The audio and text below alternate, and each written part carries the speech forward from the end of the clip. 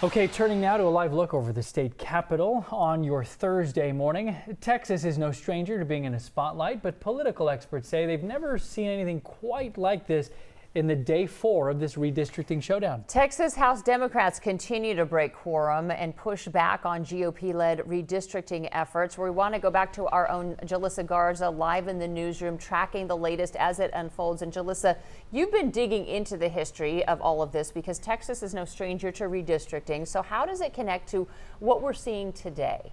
Well, Alona, they say history repeats itself, but this time we're seeing things play out a little differently. Back in 2003, the redistricting clash was over U.S. congressional seats. This time, the focus is on state legislative lines, specifically who controls the Texas House and Senate. Now, in 2003, Republican leaders redrew the state's congressional map mid-decade, a move that shook up power and cost several Democratic representatives their seats. Now, similar to what's happening right now, Democratic state lawmakers fled the state, delaying votes on new maps. I did ask one of our political science experts what makes today's walkout different from 2003, and he says the stakes are much higher this time because of the national implications.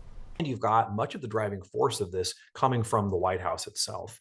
We also haven't seen this degree of compliance from the Republican leadership in Texas. In the past, they haven't pushed as hard as they have and been as punitive on issues about making sure that Democrats come back as they have been this time around. This all reflects the fact that the stakes are very high nationally for what's happening here in Texas. Now, we're already seeing ripple effects from the GOP push maps. California Governor Gavin Newsom says if Texas moves forward with their plans, he would aim to put a new congressional map before voters in a November special election. New York Governor Kathy Hochul is also looking into redrawing lines there.